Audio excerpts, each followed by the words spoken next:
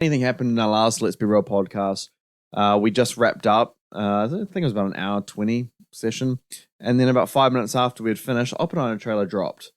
Fortunately, we couldn't cover it because we had pre-recorded everything, so it had to just take a lot to edit it out and redo, set up the recording gear and all that. So we're going to cover it now. Oppenheimer trailer came out a week ago. What did you think of it, man? It looks very Nolan-y. Nolan-y. Nolan, like, elaborate. Everyone knows what I mean by Nolan-y. Like the way it looks in terms of like the shots, the way the shots are held and the filters that he's used. It's like a very Nolan film. The way the trailer was laid out feels a very Nolan film. Yeah. You mentioned it before, the week off or the day off when it released. The black and white scenes could be set in the future after bomb drop, and then the colored scenes is the lead up to it. Yeah. And whatnot. It just has this Nolan feel, and the dialogue has that Nolan feel. It's not cheesy humor, but it's not good humor. It's just like Nolan humor that's sprinkled throughout it. Yeah. It looks very intense. 100% I'm going to be sweating in that lead up of the bomb dropping. Because the way that trailer made it out to be in regards to the way it cut between certain scenes and like the score as well. Yeah. It's going to be intense. And is it Ludwig Göransson? Something along those lines. I don't know the pronunciation. I think we're going to have another banger for score here as well. Yeah, he's great. Yeah. And I'm quite confident every single scene that we saw in that trailer is going to actually be in the movie. What do you mean by that? Like, how you have like those snappy like little sparks and stuff in the flames. You think they'll all be in it? They'll be in the movie. It wasn't just for promotional stuff. Yeah. Yeah. I'm completely in agreement with you. The thing that I love about this is, you hear about the story, Manhattan Project, Oppenheimer and whatnot.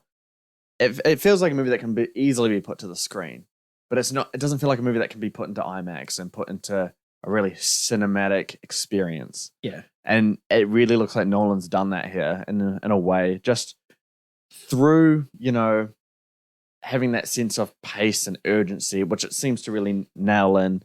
Obviously, the visuals, kind of Interstellar inspired, with the sun, but like, you know what I mean? The score is just so like massive, larger than life kind of themes to it.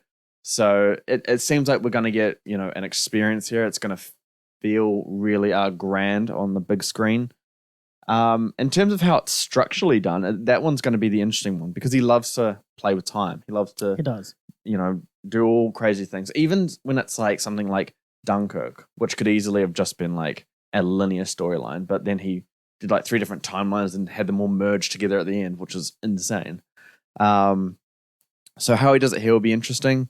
I do think the black and white time will be used for effect potential, but I did have that theory where it's like feels like it comes after the bomb dropping. Yeah. Can I just jump in quickly? Yeah. Because I just want to piggyback off this point that you're making. I wonder if they're going to take the Dunkirk approach, like it's 3 different timelines leading up to it, and it's like the black and white scenes and the colored scenes, they're all happening. Yeah. And as the trial or whatever. They start talking about the bomb dropping. That's when we'll see the bomb dropping. So it's all intertwined, like it goes from black to white. Oh, black and white to color. Like that's what I'm thinking. It could be that, or it could be the other one. But I feel like Nolan will do something special with it. Yeah. I don't know if I would like the bomb dropping to be like the big final climax of it all.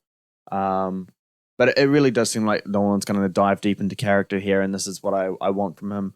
I love his, really grand science fiction kind of concepts in film, Inception, Interstellar, Tenet, whatnot. Yeah. But I just really want a chance for him to like go deep into character and really get emotional, in a more grounded way. I mean, Interstellar did that quite well, but I can't think of a recent movie of his where it's like truly character focused. Yeah. Yeah. Well, what are your thoughts on Cillian Murphy so far, just based off what you've seen? He looks incredible. Yeah. He looks like he could be in line for a best actor nod. He just feels so perfect. Have you seen an image of Oppenheimer? I have, but I don't remember it. Yeah, they look very similar. Yeah. And Cillian Murphy he doesn't feel like Cillian Murphy. He feels like Oppenheimer. Oppenheimer, yeah. Also surprising, that I said this to you after we watched the trailer, is that I didn't realize how big of a role Matt Damon's character had in this. It seems like as if he's going to be supporting. Yeah. Yeah, no, he does feel like he's going to have a big presence in the movie. It'd be interesting to see how, because the cast is stacked, so it's going to be very interesting how that all comes together. Robert Downey Jr., he seems to have in the black and white kind of moments. Yeah. He looks like he'll have a big part in that, but yeah, man, mid-July, can't get here soon enough. Not that long, 2 months. Not that long. I mean, we're going to be covering it shortly, but that week with Mission Impossible and then the week after that, Barbie and Oppenheimer, 2 weeks of just pure movie goodness. Set in your diaries that Monday off, or that Monday after Mission Impossible and before, and that Monday before and after Oppenheimer and Barbie. Set your dates for Let's Be Real, because it's going to be some juicy bangers on that. It is going to be hype.